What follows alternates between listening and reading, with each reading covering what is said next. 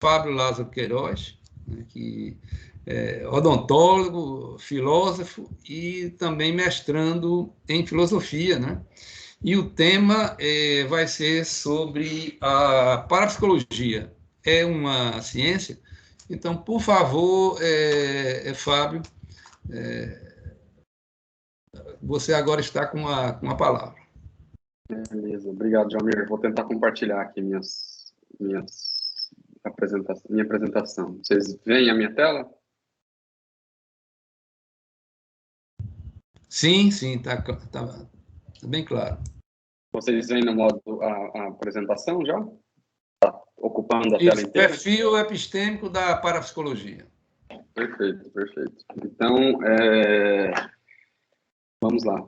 O que eu vou apresentar aqui hoje, na verdade, ele está mais circunscrito à segunda parte do meu trabalho, na minha pesquisa, né? E essa segunda parte, ela é o que a gente chama do perfil epistêmico da parapsicologia, que é propriamente a análise da cientificidade, né?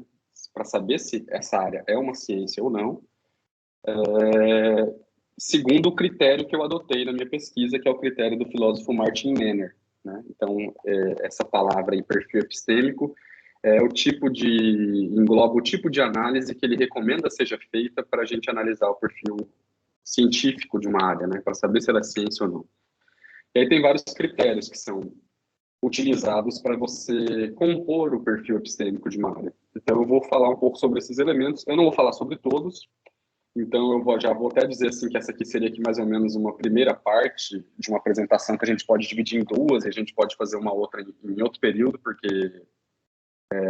não vai dar tempo de fazer toda hoje e talvez semana que vem também fique ruim, né? Então eu pediria para que a gente fizesse daqui um período mais longo, um mês ou dois. E aí nessa primeira apresentação eu vou apresentar o que seria mais ou menos metade do perfil epistêmico, né? Pelo menos em termos de conteúdo da minha avaliação, né? A primeira parte da minha pesquisa, que é a que eu não vou falar sobre hoje, ela seria interessante a gente também ter uma ideia, porque ela é a discussão propriamente sobre como que a gente faz em filosofia esse tipo de separação, esse tipo de demarcação entre o que é ciência e o que não é ciência.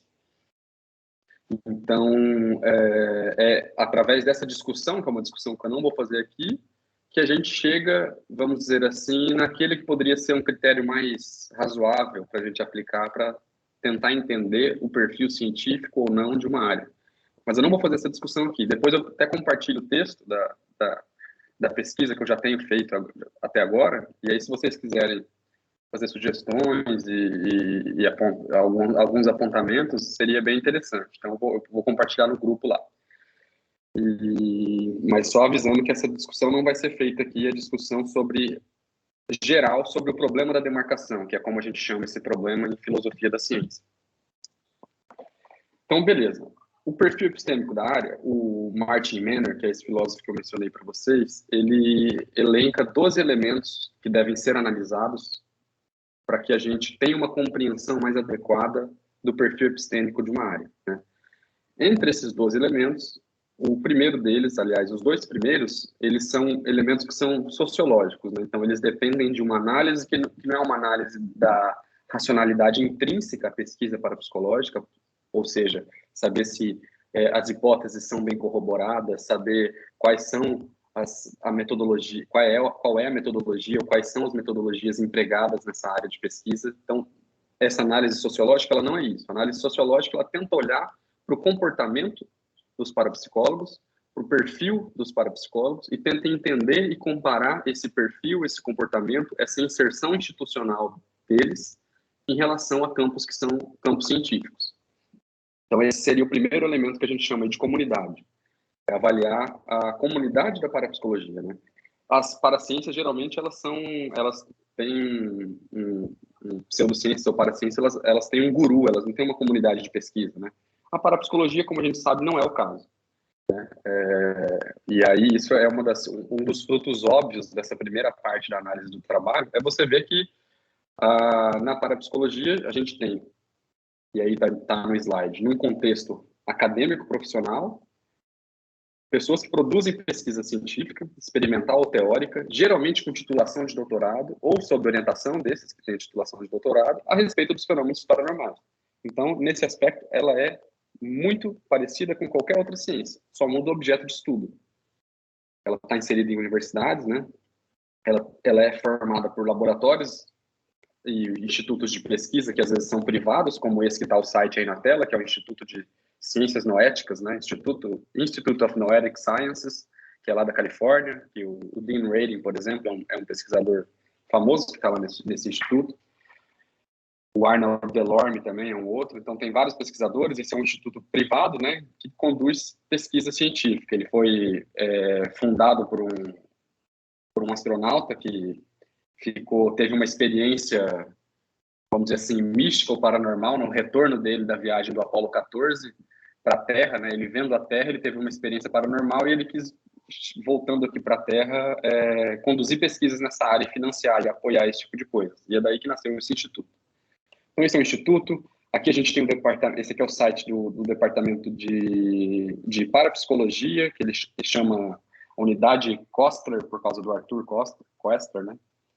E lá da Universidade de Edimburgo. Então, aqui já é um caso de um departamento dentro de uma universidade, né, que conduz pesquisas também parapsicológicas. A Caroline Watt é uma das principais pesquisadoras lá. A gente tem esse aqui, que é o laboratório de pesquisas lá da engenharia de Princeton também, né, que fechou, infelizmente, em 2007. Então, essa aqui é uma matéria do New York Times falando dando a notícia de que ele ia fechar, né, o laboratório PER. Lá trabalhava o Robert Jahn e a Brenda Doom, né, os famosos lá. Conduziram muitas pesquisas também. Então, isso aqui é só para a gente ter uma ideia de como que, nesse aspecto institucional, de inserção institucional, de condução de pesquisa, a parapsicologia é muito parecida com outras ciências, né? Ela não tem diferença, vamos colocar assim, com outras áreas científicas. Aqui no Brasil, o laboratório lá que acabou de ser, pelo menos, montado, né, essa nova sede deles, Laboratório do Impossível, e também se dedica ao estudo do paranormal ali na USP, lá em São Paulo. E ali a gente tem o Wellington Zangari, a Fátima Machado, né, são pesquisadores que estão vinculados a esse departamento. Então, no mundo todo, há inserção, há profissionais voltados a essa pesquisa, e isso qualifica a parapsicologia como uma área similar às outras áreas científicas, né? E é claro que esse slide aqui, ele só diz que, na verdade, tem pessoas que conduzem pesquisa de modo independente, então é só para a gente não ficar muito restrito a querer classificar a área como, e os pesquisadores como pessoas que têm que estar com inserção em universidades, porque às vezes tem pesquisadores independentes, né, e que contribuem para o campo de fora, né. Então é só para a gente não se ater muito às definições institucionais da área. É uma área que conduz congressos, né, como vocês sabem, que eu vou chover no molhado com vocês, viu? Mas é importante, quando eu apresento esse perfil epistêmico dentro da filosofia, porque poucos filósofos conhecem a parapsicologia de perto, então, geralmente causa uma impressão assim, nossa, mas eu não sabia que tinha tudo isso, que tinha toda essa inserção institucional, não sabia que conduzia, que tinha uma associação profissional, que conduzia congressos científicos, que tinha periódicos revisados por pares, né? Então, as pessoas se impressionam. Eu sei que para vocês aqui isso não vai ser impressão nenhuma. Mas esse aqui é um dos congressos, né, o flyer aí de um dos congressos que foi feito no ano passado, em associação da PA com a Sociedade de Scientific Exploration, né, que é uma outra sociedade que apoia e tem um periódico próprio para pesquisas anômalas. Aqui também outra fundação que apoia a pesquisa e tem seus congressos, seus simpósios, né, que é a Fundação Bial, lá de Portugal. Então, ela... Nesse aspecto também, a área é muito parecida com as ciências. Eu vou passar rápido aqui, porque essa parte é muito óbvia para a gente, né? Os periódicos científicos revisados por pares especializados, como o Journal of Parapsychology, também a área tem, igual todas as áreas científicas, tem seus periódicos especializados. Esse aqui é o European Journal of Parapsychology, que também é um periódico da área, mas que ele já parou de circular, parou de ter tiragem, né? Ele já não está mais sendo publicado, mas ainda tem o histórico dele, e era um periódico muito bom. A parapsicologia também publica, como todas as outras áreas, em periódicos interdisciplinares, como a Science e como a Nature, né? Então você encontra ao longo da história dela publicações em periódicos interdisciplinares e também em periódicos, dada a natureza interdisciplinar, ou multidisciplinar, ou transdisciplinar da área, você encontra também a publicação dela em periódicos de física, em periódicos de psicologia, em periódicos da biologia, em periódicos da filosofia. Então, ela tem um fórum de debate também dentro de periódicos de outras áreas científicas e não apenas nos periódicos especializados, né, como seria de se esperar. Apesar de que a gente vai fazer alguns comentários sobre essa troca entre e essa relação da comunidade parapsicológica com a comunidade científica um pouco mais para frente. E aí é importante ter atenção. E aí, o que é interessante, o que eu pego no trabalho e que eu trago para fundamentar minha análise? Eu trago bastante trabalhos de sociólogos da ciência, né? Porque se os primeiros elementos são elementos sociológicos de análise do campo, é interessante ver se há sociólogos da ciência que analisaram a área e se eles analisaram o que eles disseram, né? Então, eu tive que fazer um levantamento das análises sociológicas da parapsicologia. E os sociólogos, eles estão preocupados justamente com aquilo que eu falei. Eles estão preocupados em entender o comportamento e o perfil dos parapsicólogos e comparar esse comportamento, esse perfil e a relação dos parapsicólogos com a comunidade científica de modo geral. Entender como se dá essa relação. E é interessante porque essas análises sociológicas desde a década de 70, como vocês veem aí, esse que é um dos sociólogos que eu uso no trabalho, que é o Paul Allison, desde o final da década de 70, né, aí em 1979, esse artigo dele, eles começaram vários sociólogos começaram a se debruçar sobre a parapsicologia, porque ela se demonstrou um projeto muito interessante para o argumento que eles faziam a respeito da ciência. Porque se tinha uma ideia da atividade científica, que a atividade científica era considerada intrinsecamente racional, e que, portanto, se você olhasse para a atividade científica, você não veria nenhum elemento social tendo peso nas análises e nas visões científicas, né? E aí o que os sociólogos, eles, por interesse do argumento deles, começaram a fazer, eles começaram a olhar para a parapsicologia e a relação da parapsicologia com as ciências. E eles viram que havia um tratamento, uma das coisas que eles notaram é que havia um tratamento desigual da parapsicologia, da comunidade parapsicológica, pela comunidade científica. Apesar deles notarem que, do ponto de vista do comportamento, do ponto de vista institucional, do ponto de vista do perfil profissional dos parapsicólogos, eles não viam nenhuma diferença em relação às outras ciências. E aí, o que levou, por exemplo, esse aí um trecho que eu cito do Paul Allison, na análise que ele faz da parapsicologia, ele fala: de fato, se não se soubesse nada sobre terminologia parapsicológica, seria difícil distinguir o Journal of Parapsychology, que é um dos periódicos especializados da área, do, digamos, Journal of Experimental Psychology, que é um periódico famoso dentro da psicologia. Então, o que o sociólogo fala? Ele fala, se você analisar os periódicos dessas duas áreas, você vai ver que, se você abstrair do objeto de estudo deles e da terminologia deles, você não vai ver diferença nenhuma. Tal é a similaridade metodológica que a comunidade parapsicológica tem com a comunidade científica. Mas será que será só uma análise sociológica? Na verdade, é um conjunto de sociólogos na época que começou a publicar sobre isso, né? Então, aqui eu trago uma pequena citação também de outro sociólogo, que é o James McLennan, e ele também se debruçou sobre a parapsicologia, e até hoje ele tem publicações na área. E ele, inclusive, na análise que ele faz, ele nota que a parapsicologia, inclusive, era mais rigorosa do que muitas áreas, né? Olha o que ele fala. Ele fala, parapsicólogos requerem para si mesmos controles metodológicos muito mais rígidos do que sociólogos ou psicólogos, né? Isso a gente sabe, né? Quem conhece um pouco mais a parapsicologia, a gente sabe que o controle metodológico realmente ele tem que ser mais rígido, porque é mais difícil você excluir hipóteses de comunicação sensorial normal, ou de fraude, ou de truques, né? Então, a parapsicologia tem que estar sempre muito atenta a isso.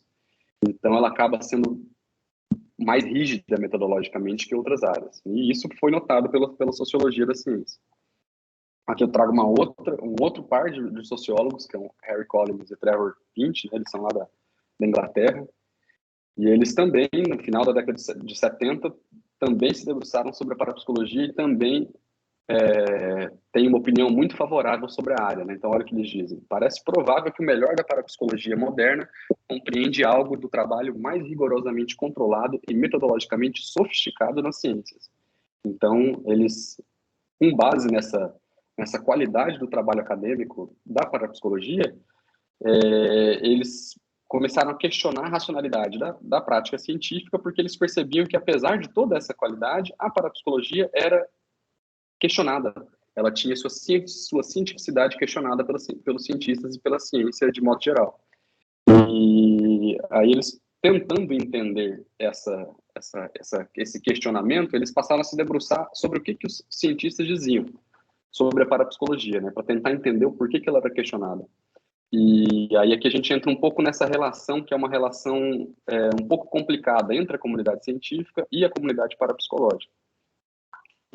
Mas que é interessante, é necessário a gente ter ciência quando a gente vai fazer uma análise que se pretenda, pelo menos, ser abrangente do perfil epistêmico da área.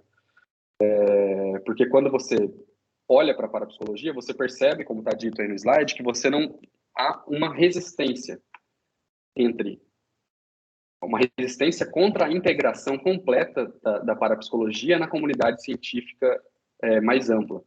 Então, e esse tipo de relação de conflito, esse tipo de tensão na relação, ele é estudado pelos sociólogos através do que eles chamam de trabalho de fronteira, ou boundary work, que é eles olharem para o que os cientistas dizem quando eles tentam separar as suas atividades intelectuais de outras atividades que, mesmo que sejam intelectuais, eles consideram não científicas. Então, sociólogos olham para esse nicho das publicações e do comportamento dos cientistas que eles chamam de trabalho de fronteira. E é ali que eles tentam entender o que os cientistas estão dizendo para saber por que a parapsicologia está sendo tratada de modo diferente. E aí, voltando a alguns daqueles sociólogos que eu mencionei, né, eles todos notaram que existia essa relação de conflito, né? E o Harry Collins e o Trevor Pinch, aí eles dizem que eles notaram e eles deram esse nome extenso aí sobre essa relação de conflito, dizendo que era uma relação de conflito institucionalmente equilibrada com a ciência ortodoxa. Então, há um conflito, o que esse título diz é que há um conflito, mas que há a permanência e há a resistência da parapsicologia dentro da comunidade científica. Ela existe dentro da comunidade científica, institucionalmente, como a gente viu, né, através de laboratórios, institutos ligados a universidades, departamentos, pesquisadores que são pesquisadores da psicologia ou da física e também pesquisam na parapsicologia. Então, ela está dentro da comunidade científica, mas de alguma forma ela tem uma relação de conflito, mas que é equilibrada por isso mesmo. Ela não deixa de existir enquanto uma instituição dentro da comunidade científica. E por causa dessa relação de conflito, os sociólogos notaram que a parapsicologia, às vezes, ela, na competição por subsídios, por recursos, ela acaba saindo perdendo. Então, eles não conseguem, muitas vezes, obter subsídios. Isso aqui no final da década de 70, tá um pouco desatualizado o panorama de financiamento da pesquisa, por causa que essa é uma análise da década de 70, mas que, de alguma forma, ainda se mantém, né? Ainda é difícil se conseguir a financiamento nos principais países, apesar de hoje já ter também um pouco mais de abertura, eu acredito. Então, eles não conseguem, muitas vezes, os parapsicólogos, por causa dessa relação de conflito, publicar em periódicos de prestígio. Então, a gente vai ver que existe certa resistência de periódicos, por exemplo, como a Nature, como a Science, ou como periódicos de áreas como a psicologia, os periódicos mais respeitados e mais renomados. A parapsicologia sofre certa resistência editorial contra a publicação dela. Então, e também acabam tendo acesso limitados a estudantes. Isso tudo faz com que a parapsicologia seja institucionalmente pequena, né? Ela tem uma atenção negativa gerada na mídia e acaba que profissionalmente não é muito vantajoso você seguir essa carreira. Então, se você pegar trabalhos de várias pessoas que pesquisam na área, inclusive filósofos que tratam da paranormalidade nos seus escritos, enquanto filósofos, eles falam, toma cuidado, profissionalmente não é uma boa escolha você entrar na carreira tratando disso, porque as pessoas veem isso com maus olhos, as pessoas não vão querer te dar emprego, e as pessoas não vão querer aceitar a publicação das suas pesquisas, e as pessoas vão te tratar com desdém, né? Então, muitas pessoas no campo falam isso no mundo inteiro, tá? E isso acontece realmente no mundo inteiro. Então, você tem pesquisadores de várias áreas diferentes, eu citei filósofos, mas a gente tem psicólogos, né? O Edsel Cardenha, que é o professor de psicologia lá na Universidade de Lund, na Suécia, ele também fala sobre isso, de uma certa até perseguição, ele chama, que ele sofre por pesquisar esses temas, né? E isso é comum, todos vocês aqui vão saber disso, né? E aí, o que os sociólogos começaram a descobrir? Eles começaram a descobrir, nas análises deles, que essa resistência não era gratuita. Essa resistência da comunidade científica à integração da parapsicologia no seu meio, ela acaba que eles notaram que tinha um motivo. E eles viam que os cientistas alegavam que o que deixava eles reticentes a aceitar a parapsicologia como ciência é o fato de a parapsicologia estar meio que envolvida com esses movimentos New Age, Nova Era, e movimentos ocultos, ocultistas, né?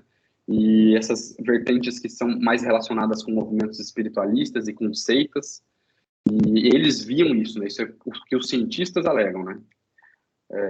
E eles também alegavam o fato de que os próprios parapsicólogos insistiam em descrever os fenômenos que eles investigam como em conflito com pressupostos científicos básicos. Então, a gente sabe aqui que isso realmente é uma prática dentro da parapsicologia, é uma forma, até a gente vai tratar disso um pouquinho mais na frente, de se descrever e de se conceituar o fenômeno paranormal, é dizer que ele entra em conflito com certas ou leis científicas ou conhecimentos científicos. Então, às vezes você fala, igual a gente viu no sábado passado, na fala do Carlos Alberto Tinoco sobre o poltergeist lá de Morada do Sol, né, quando ele vai falar sobre aquelas pedras que entravam na casa da senhora, ele fala que elas claramente contradiziam as leis de Newton, né? Ele falava de lei da inércia, ou ele falava de lei de Newton, não lembro a palavra que ele usou, mas ele está dizendo que há um conflito entre esse fenômeno e aquilo que a gente sabe ser verdade sobre as leis da mecânica. Então, isso é comum dentro da parapsicologia acontecer, né? Esse tipo de conceituação ser utilizada. E aí os cientistas percebem, ficam meio que diante de um dilema, porque eles percebem, bom, mas se vocês estão colocando o fenômeno de vocês como em conflito com o conhecimento científico, isso quer dizer, então, que para eu aceitar a fenomenologia, os eventos, os fenômenos paranormais que vocês estão propondo, quer dizer que eu teria que rejeitar o conhecimento científico? E aí esse tipo de conflito, pelo menos num nível superficial, causa muito impacto discursivo, retórico, na aceitação do campo enquanto um campo científico.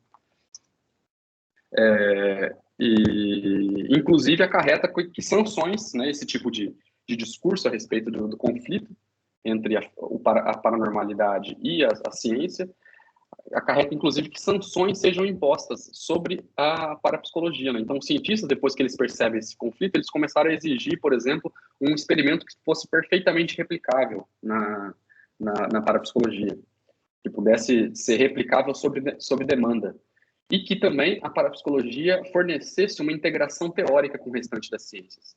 E esse é um tipo de exigência que, às vezes, corre o risco de ser uma exigência muito alta.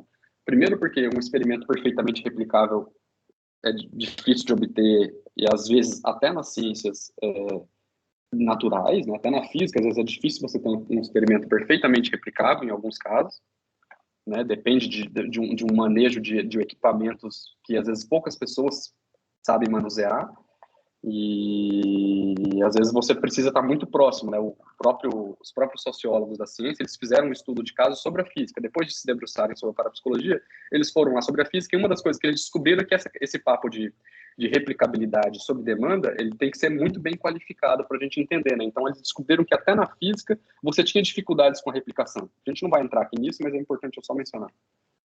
Então, e aí os sociólogos, eles viram que essas imposições que eram colocadas sobre a parapsicologia, elas não eram colocadas sobre outras disciplinas científicas, mesmo se essas disciplinas encontrassem as mesmas limitações que a parapsicologia encontrava.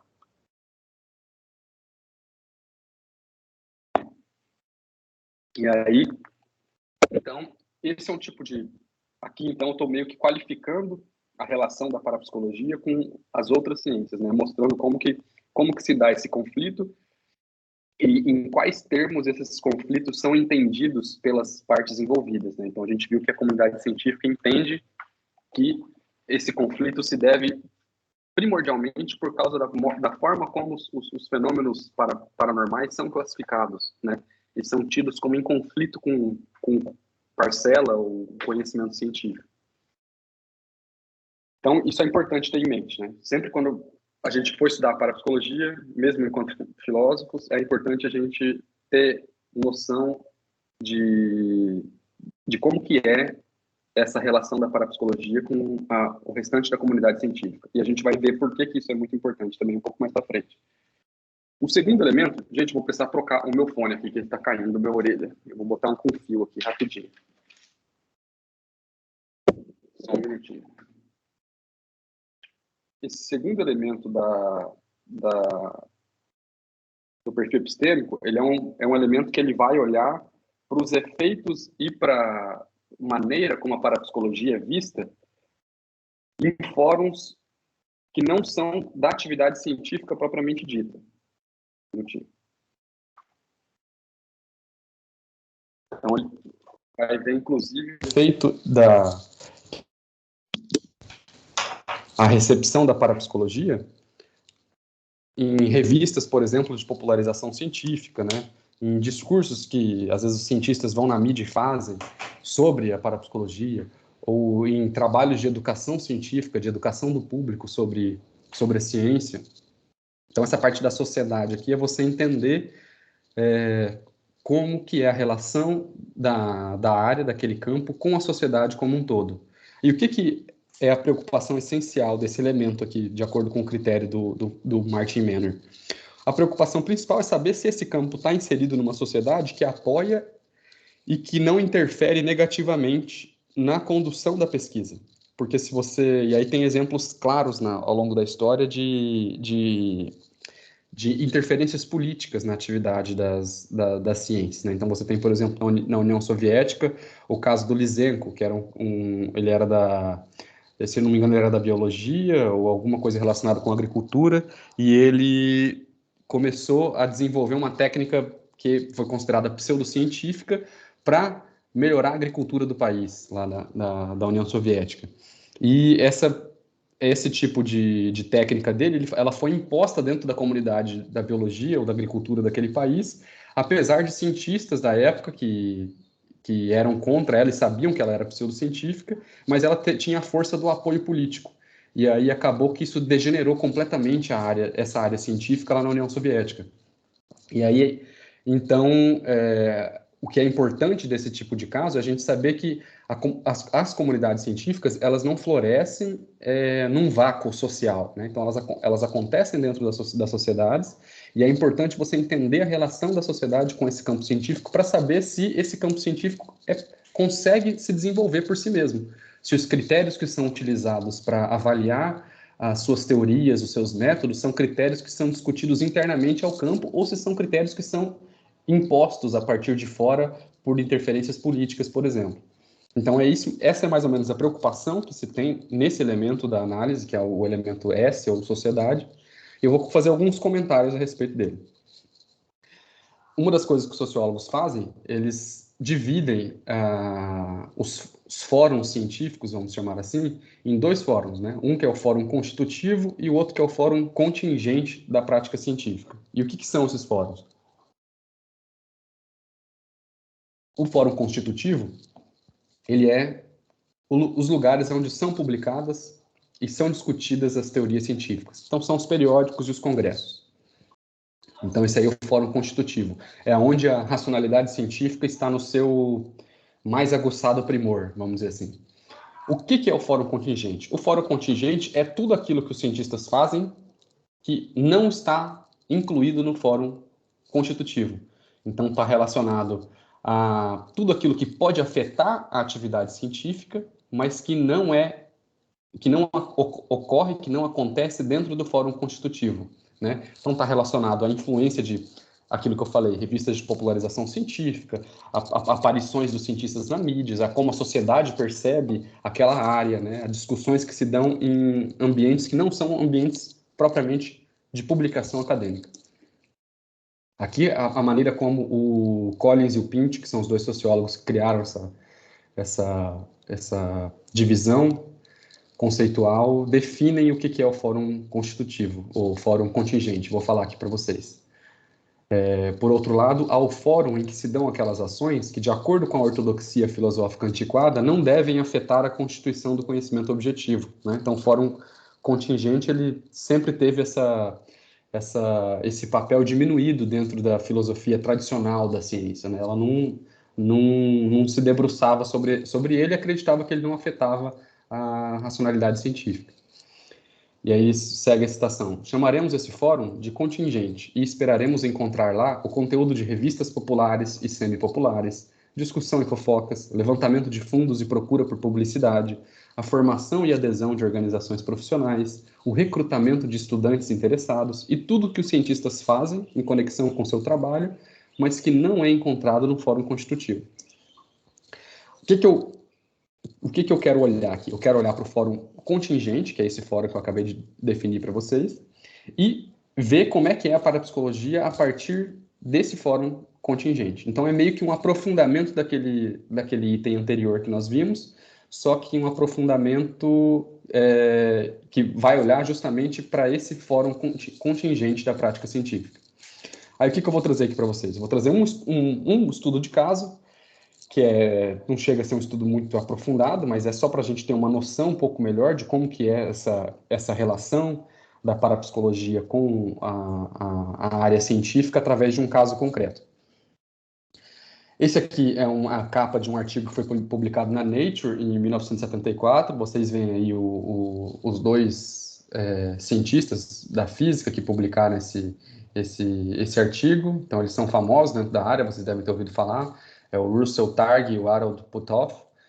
Então, eles publicam na Nature esse artigo em 1974, estudando aí a percepção extrasensorial. Então, um grande feito, né? Um artigo sobre parapsicologia publicado num dos periódicos científicos mais renomados do planeta. Mas a história não acaba aí.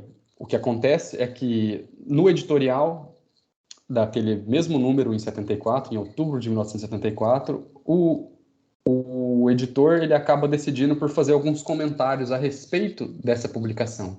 E os comentários são no sentido, geralmente, de diluir a competência e a validade daquele estudo que está sendo publicado. Então, se você pega esse editorial e vai ver, o que o editor diz? Ele diz, gente, a gente está publicando isso aqui não é porque a gente acredita nisso aqui, não. Mas, como a gente é uma revista científica, a gente tem que dar fórum para as pessoas discutir as suas ideias e propor suas hipóteses e estudar a realidade, a gente está deixando publicar. Isso é um ponto favorável à nossa imparcialidade. Mas talvez não queira dizer que é uma boa qualidade. O estudo tenha trazido evidências importantes para a paranormalidade. Então, esse editorial super estranho é publicado, meio que diluindo o peso dessa publicação, que foi uma ótima publicação e que, afinal de contas, passou pela revisão por pares da própria Nature e foi aprovada. E aí eles publicam parte, inclusive, da avaliação que a avaliação de pares fez. Eles dizem ali que um cara foi contra, mas o outro foi a favor, e dá os motivos dele. E, no final das contas, o editor ele acaba referindo o leitor da Nature a um periódico de popularização científica. Ele fala, esse caso aqui ele também é analisado lá nessa revista aqui, que é a New Scientist. E é uma revista de popularização científica, é tipo uma Scientific American, é tipo uma, né, não chega a ser uma super interessante, mas é tipo uma Scientific American da época. E ela ainda está em edição até hoje, essa revista. Então, o editor da Nature, ele fala, dá uma olhada lá, nesse caso, nessa revista. Então, ele não só dilui o mérito da publicação desse artigo na Nature, mas ele refere o leitor da Nature a uma publicação que está num periódico de popularização científica e tem uma visão totalmente negativa a respeito de um dos paranormais que foi investigado por esse grupo lá, não foi o único, mas foi um dos paranormais que foi investigado por esse grupo, e que eu sei que é uma figura controversa. O meu papel aqui não é defender esse paranormal, que é o Uri Geller, mas que o que é interessante notar é que um periódico que não é um periódico de publicação de estudos experimentais, que é esse periódico de popularização científica, ele aparentemente assume esse papel em um dos artigos que vai nessa revista. Então você vê que a capa já mostra o Uri Geller, né, se referindo a isso e fazendo meio que uma citação indireta do artigo da Nature, porque esse artigo da Nature e aqueles físicos que eu mostrei, eles estavam estudando o Uri Geller na época, ele tinha ido lá para a Universidade de Stanford e eles estavam investigando o Uri Geller, as habilidades dele. Então, isso causou um alvoroço no meio científico. E aí, esse é o artigo que é publicado lá na New Scientist, onde a pessoa que escreve vai simplesmente ter uma visão totalmente negativa do paranormal.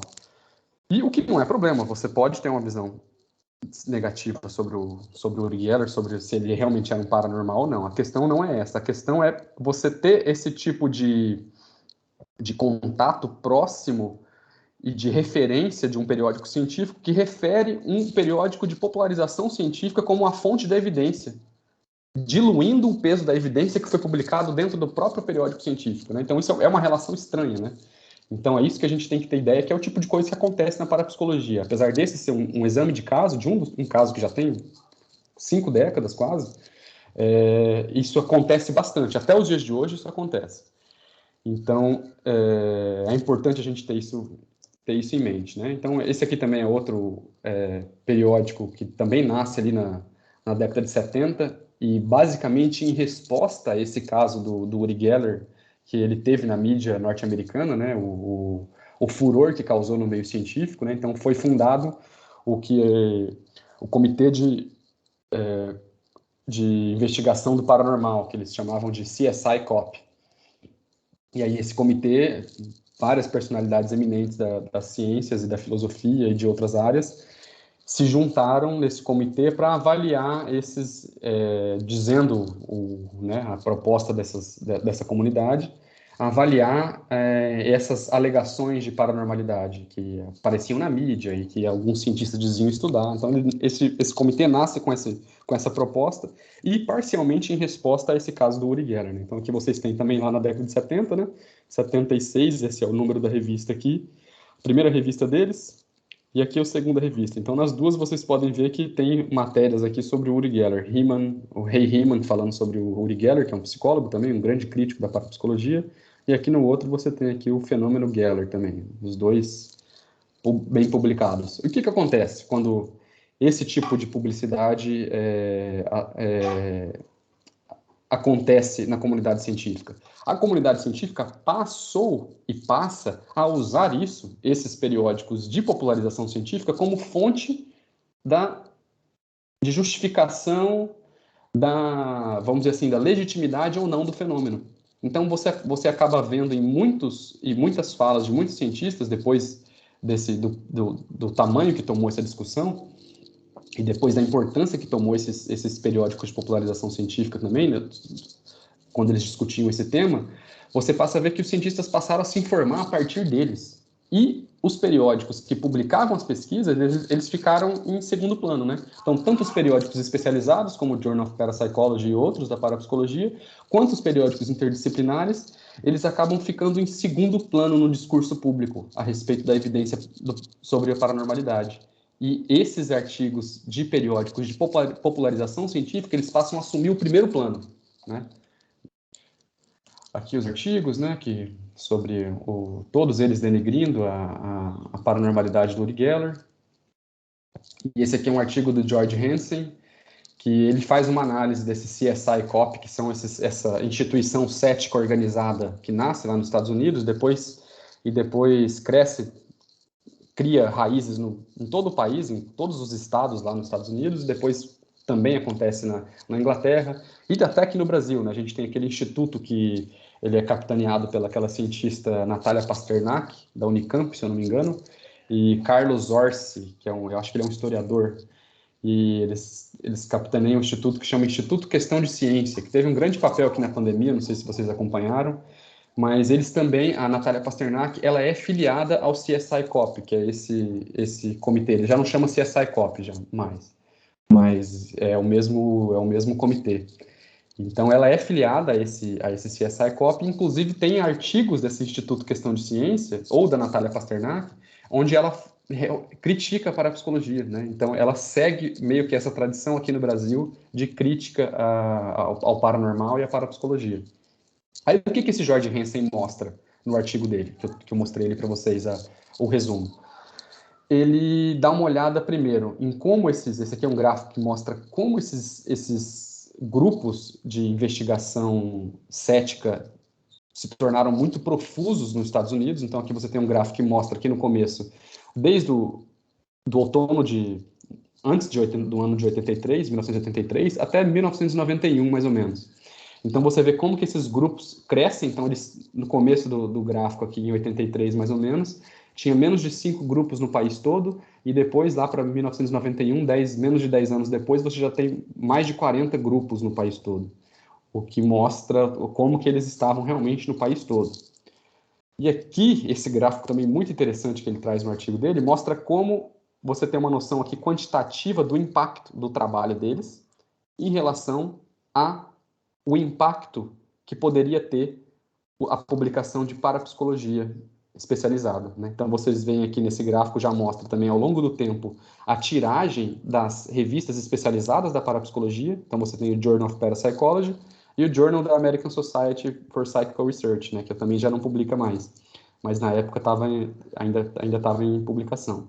Então, você mostra que os dois somados aqui, ó, ao longo de mais de uma década, eles não somavam juntos 5.000 exemplares, a edição dos dois, né? Então não ultrapassava 5.000 ao longo dos anos. E aí você vê aqui o Skeptical Inquirer, que é uma revista de popularização científica do CSI Cop, e a Free Inquiry, que é uma revista também pode-se dizer, de popularização científica de uma sociedade de humanismo secular lá nos Estados Unidos, que também assume uma postura crítica em relação à parapsicologia.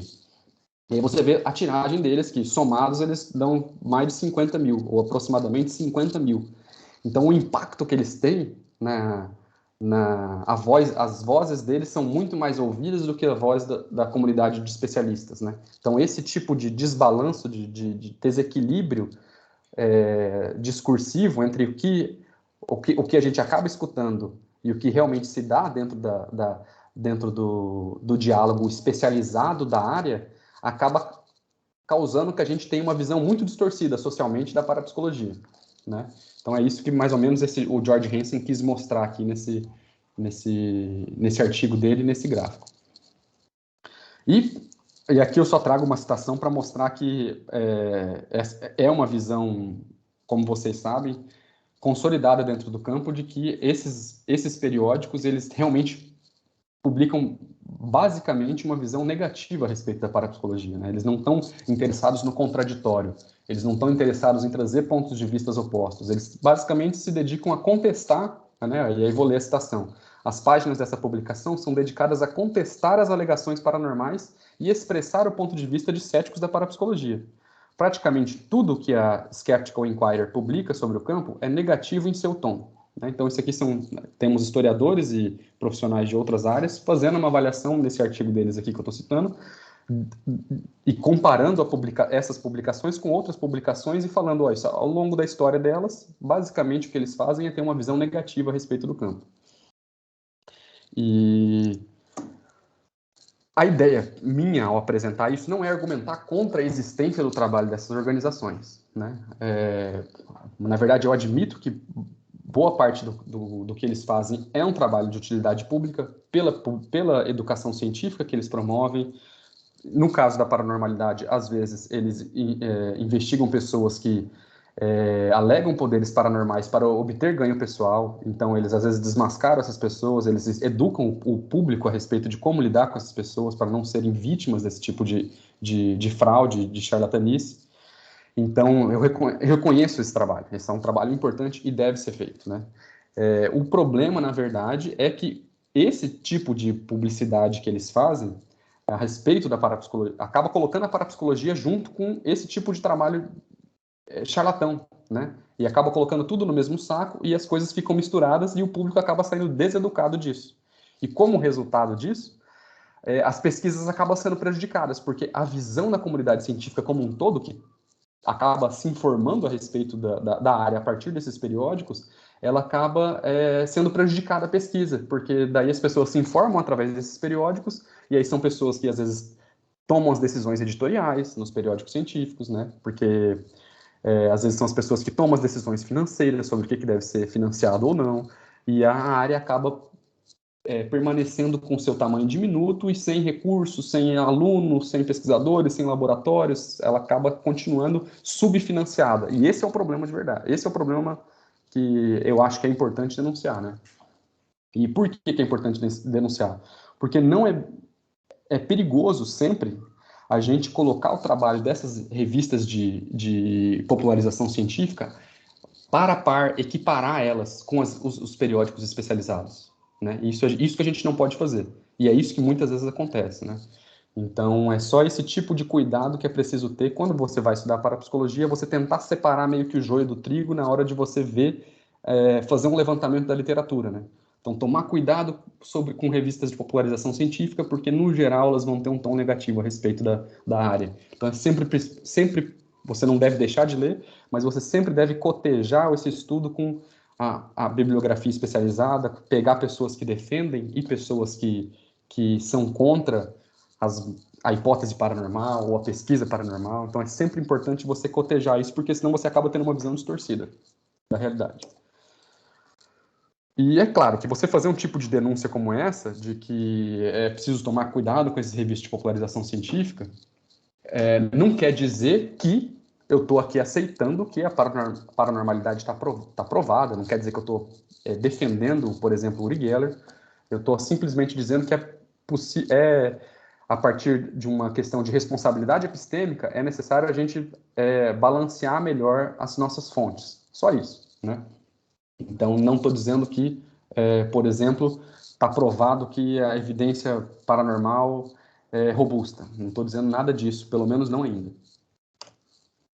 Então, tá bom, gente. Isso aqui meio que termina o debate sobre essa parte mais sociológica, que é meio que uma preliminar da minha análise para a gente conseguir entender melhor a parapsicologia. E aqui a gente passa para o primeiro elemento, que é um pouco mais conceitual.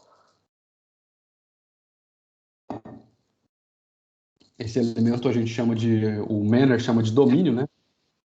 Que quer dizer é o elemento onde você vai definir qual que é o domínio de investigação da área. E algumas críticas que existem na bibliografia a respeito do domínio da parapsicologia dizem, por exemplo, isso aqui que o Manner está dizendo nesse slide que eu estou mostrando para vocês. Vou ler a citação. A parapsicologia não foi capaz de chegar a um único achado não ambíguo a respeito da real existência de psi, né, da paranormalidade.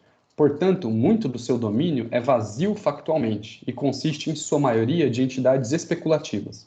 Então, essa aí é uma crítica comum que a gente vê a respeito da parapsicologia e é a crítica que o Manner assume a respeito da área. Então, vamos tentar entender o que está em jogo aqui nessa fala do Manner.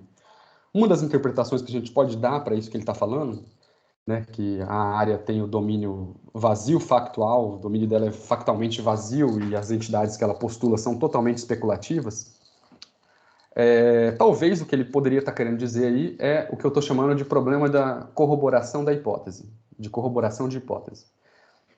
O que seria esse problema de corroboração de hipótese? Ele está dizendo que existe uma hipótese a respeito da existência do paranormal, né, de, sei lá, percepção extrasensorial, clarividência, telepatia, pré-cognição.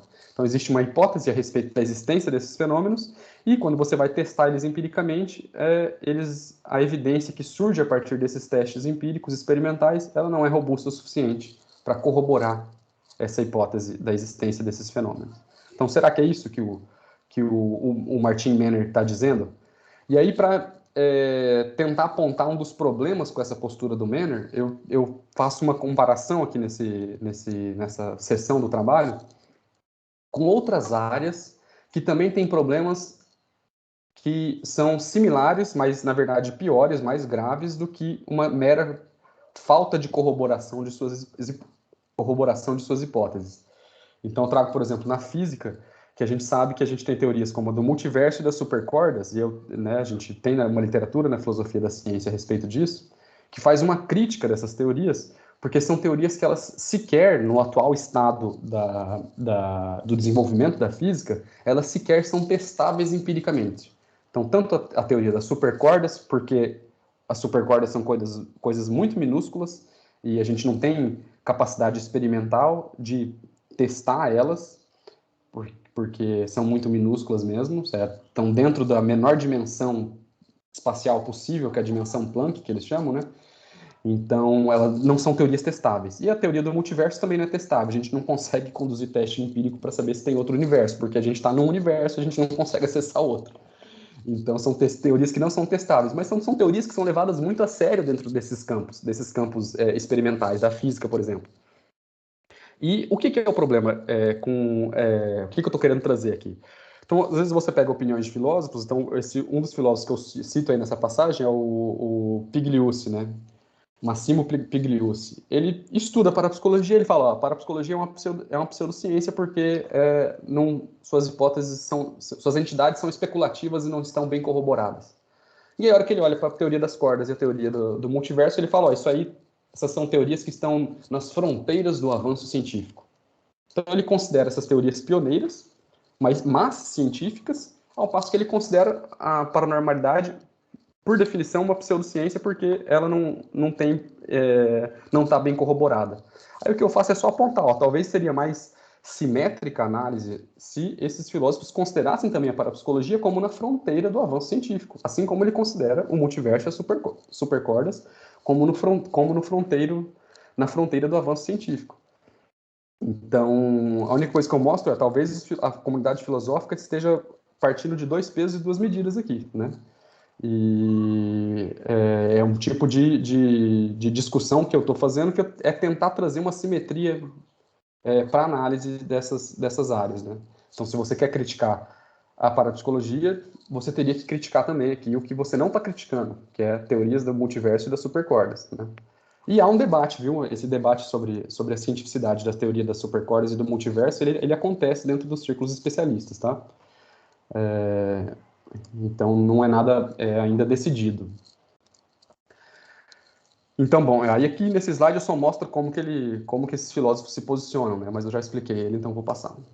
Eu nem sei quanto tempo que já deu aqui. Já deu bastante. Vou tentar adiantar. Então, mas eu acho que talvez a opinião... Diga. Você tem em torno de uns 10 minutos ainda. Tá bom. Eu vou parar nesse item aqui, talvez. Eu não vou conseguir apresentar o outro. A gente fica para uma próxima ocasião. Só que talvez não seja isso que o Menner esteja querendo dizer.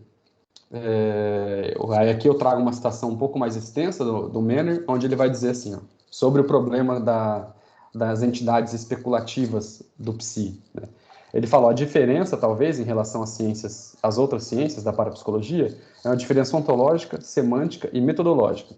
Se não sobrenatural, as entidades postuladas em muitos campos paracientíficos são, por definição, paranormais, ou, se preferido, paranaturais, e são frequentemente inoperantes, arbitrárias ou não parcimoniosas, por não estarem contidas em alguma teoria explanatória apropriada.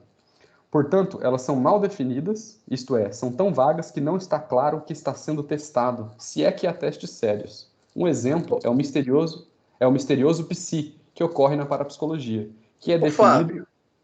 Oi. Fábio. Diga. Desculpe interromper um pouquinho. Olha, eu já estou saindo. Tá bom, tranquilo, Camilo. Olha, diga. As suas explicações foram bastante esclarecedoras e parabéns para você. Muito obrigado. E bom fim de semana para todos. Igualmente, até sábado, se Deus quiser. Boa consulta lá no médico. Tá. Obrigado. Tchau. Tchau. E aí, continuando a situação, então. Um exemplo é o misterioso psi que ocorre na parapsicologia, que é definido mais negativamente. Por exemplo, a pré-cognição é definida como a percepção de eventos futuros de uma maneira que não pode ser explicada pela ciência contemporânea.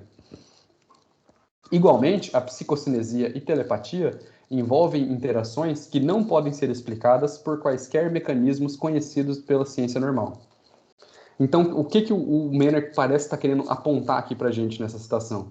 Ele está querendo dizer que parece que quando a parapsicologia se compromete com essas hipóteses, como a pré-cognição, como a telepatia, como a psicocinesia, parece que ela está se comprometendo com algo que não pode ser explicado pela ciência contemporânea. Parece que ela está dizendo que, voltando aqui para aquela questão do conflito, né?